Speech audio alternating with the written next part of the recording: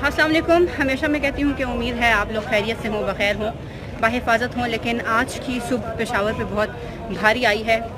एक लंबे अरसे के वक्फे के बाद फिर से पेशावर को लहू लहू कर दिया गया है। दीर कॉलोनी पेशावर में मदरसे के अंदर या मदरसे के बाहर अभी ये कुछ कहना काबिल वक्त नहीं होगा, लेकिन एक बहुत अंधोनाक बम धमाका हुआ है। इस वक्त पेशावर शुबह हादसा के बाहर में पिछले 1.5 से 2 घंटे से मौजूद हूँ। तकरीबन 9:15 बजे से मैं यहाँ पर हूँ और जो मनाजिर आज हमने देखे, हमारी आंखों ने देखे, वो यकीनन इंतहाई गम के, इंतहाई तकलीफ के मनाजिर हैं। लोग अपने प्यारों के लिए यहाँ से वहाँ दौड़ भाग रहे हैं। डेड बॉडीज हमने देखी, किसी की टांगे नहीं है तो कोई खून में लथपथ है। अपने बच्चों को लोग उठा के यहाँ से वहाँ दौड़ रहे हैं। सामने आप मनाजिर देख सकते हैं।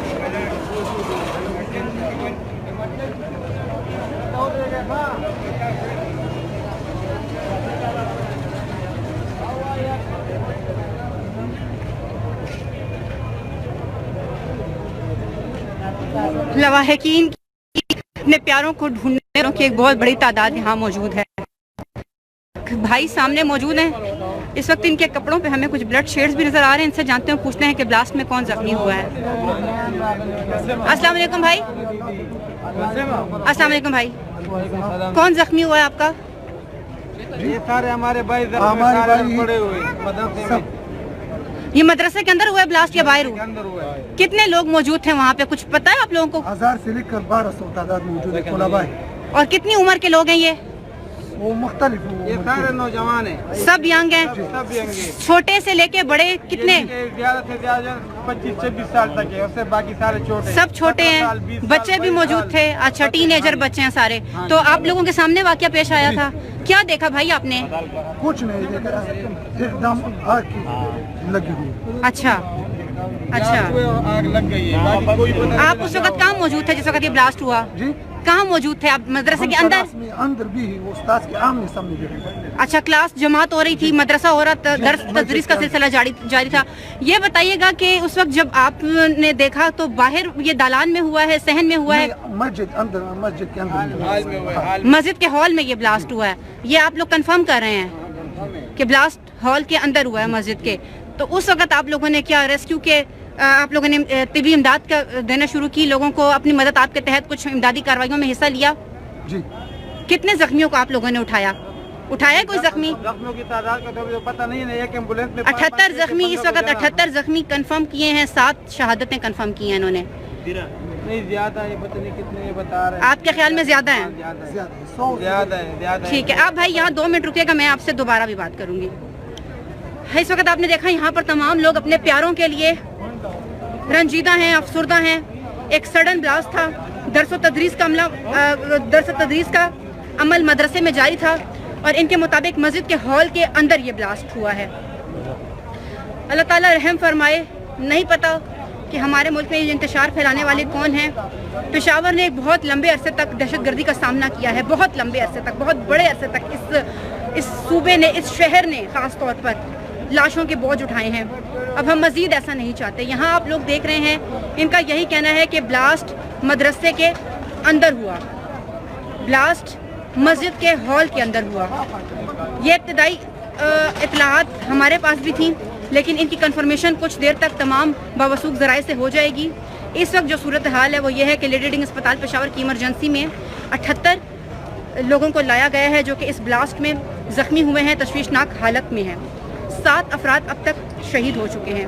न जाने किसके प्यारे थे, न जाने किसके बच्चे थे, किसके लख्ते जिगर थे, किस तरीके से उनके माँ बाप ने उन्हें बड़ा किया, यहाँ तक पहुँचाया, क्या उम्मीदें थी, क्या ख्वाब थे, लेकिन एक ब्लास्ट ने सब कुछ ख़त्म करके रख दिया।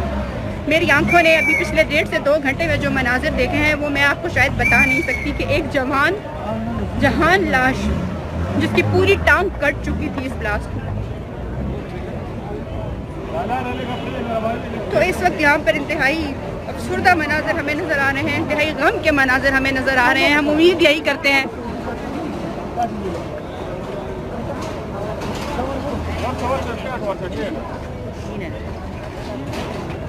शायद बात मुझसे अब नहीं हो रही क्योंकि दिल बहुत बड़ा करना पड़ता है इस तरह के मनाजिर देखने के लिए। लेकिन आपको मैं क्या कह सकती हूँ इस मौके पे, किसी को हम तसल्ली नहीं दे सकते, किसी को दिलासा नहीं दे सकते हम इस मौके पे।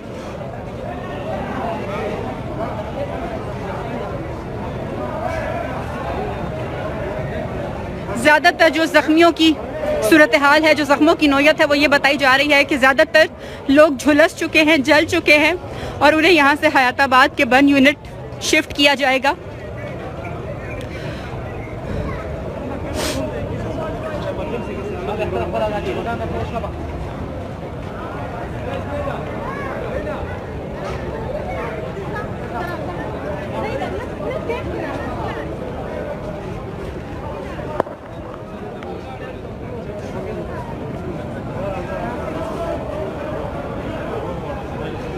अस्पताल तर्जुमान के मुताबिक ज़्यादातर ज़ख्मियों की हालत जो है वो तशवीशनाक है, अच्छी हालत में नहीं है वो।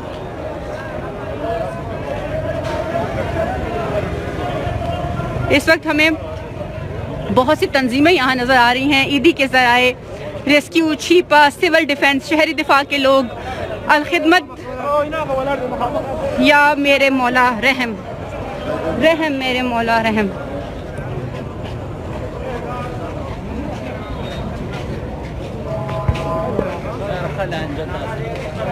इससे ज़्यादा शायद मैं आपको अभी अपडेट ना कर सकूं। अल्लाह पाक रहम फरमाए, हमारे लोगों को अपनी अमान में रखे। गरीबों के बच्चे थे ये, मासूम लोग थे ये। अल्लाह ताला सब के हाल पे अपना रहम और करम फरमाए। आमीन सुम आमीन। मैं उम्मीद यही करूँगी कि मैं जब भी लाइव आऊँ तो मैं यही कहूँ कि आप लोग जहाँ हों बखैर हों और बेहिफाजत हों।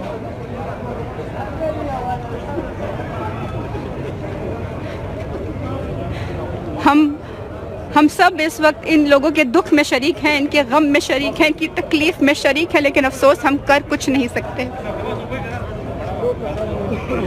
हमारे साथ हमारे कैमरामैन शेख इशफाक हैं। शेख साहब, एक सेकंड के लिए लाइव आइएगा और ये बताइएगा कि इतने अरसे से आपने ब्लास्ट कवर कर रहे हैं, इतने टाइम के बाद एक बहुत बड़ी दहशतगर्दी, दिल कितना रंजीदा हो जाता है ये देख के। बहुत अमन आ गया था, अब आके एकदम इस तरह होना समझ में नहीं आ रहा, करे तो करे क्या। बिल्कुल, और ये इनके हाथ में कैमरा है, ये हमारी सहाफती जिम्मेदारियां हैं जिन्हें के सबसे पहले निभाने के लिए हम इस तरह के स्पॉट्स पे मौजूद होते हैं। लाइटर नोट्स पे तो अब ये देखिए आप, ये कितने लोग हैं जो कि इस वक्त गम की हालत में, तकलीफ की हालत में अपने एक प्यारे के लिए यहाँ मौजूद हैं, जो इंतहाई झुलस गए हैं, जल गए हैं। उन जख्मियों को यहाँ से हयाताबाद बर्न यूनिट मुंतकिल किया जा रहा है। किस नाकर्दा गुनाह की सजा है ये जो मिल रही है इन्हें।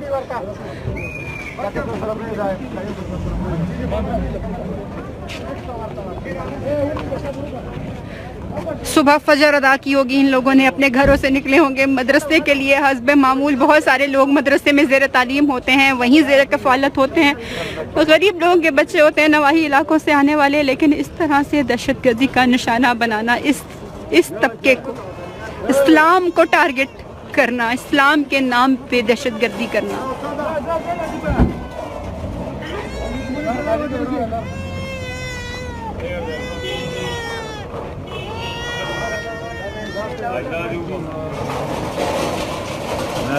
अभी हमें भाई ने बताया है कि ये जो बॉडी गई है ये शहीद हो चुके थे। अफसोस है, इसी बात का अफसोस है, सिर्फ यही अफसोस है। और हम मजम्मत के अलावा अभी वज़ीर सेहत यहाँ आए, उन्होंने मजम्मत की, CCPO मजम्मत कर रहे हैं, वज़ीर आला मजम्मत कर रहे हैं, मामून ख़ुसूसी बराए इत्तलात मजम्मत कर रहे हैं। लेकिन क्या इन सब की ज़िंदगियों का अज़ाला मजम्मत से किया जा सकता है? क्या मजम्मत का लफ्ज़ काफ़ी है?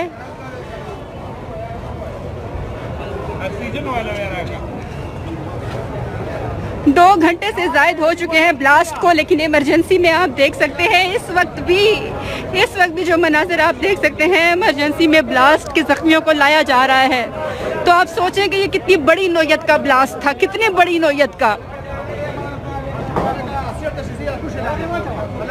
और मुझे नहीं लगता कि हम इन्हें रोक के कुछ भी इनसे पूछ सकते हैं। इनसे कोई हकीकत पूछ सकते हैं कि हुआ क्या था अंदर, मस्जिद के अंदर क्या हुआ, इतनी बड़ी कयामत आ गई। अस्सलाम वालेकुम, lady reading medical teaching hospital, ये बताएं क्या मनाजिर देख रहे हैं सुबह से? एक रहम दिल इंसान का दिल कितना दुख जाता है ये सब कुछ देख के। क्या देख रहे हैं आप लोग?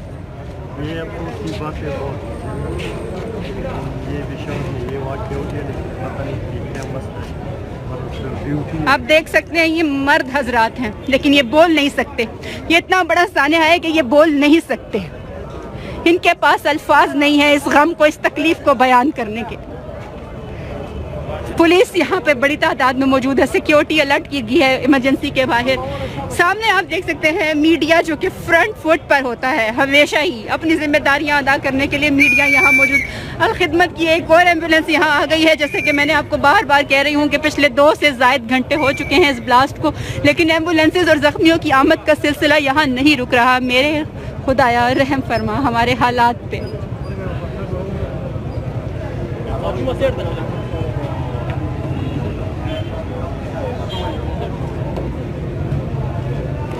कुछ दिन पहले हमने देखा नेक्टा की जानिब से एक लेटर जारी किया गया जिसमें यह कहा गया था कि मजहबी इज्तिमात और जलसे जुलूसों की जगहों पर दहशतगर्दी का खतरा है, और ख़ास तौर पर पेशावर और कोयटा का बताया गया था।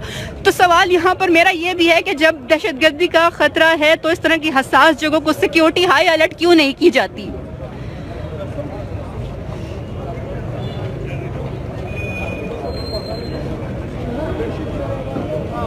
थ्रेड मौजूद हैं, थ्रेड आ गए हैं, तो आप क्यों नहीं इंतजामात करते? क्या हमारे लोगों की जिंदगियां इतनी सस्ती हैं? क्योंकि कीमती जाने कभी ज़ाया नहीं हुआ करती। तो क्या वाकई हमारे लोगों की जिंदगियां इतनी सस्ती हैं कि कोई आए, एक धमाका करे, एक बटन दबाए और सैकड़ों घरों को, सैकड़ों लोगों को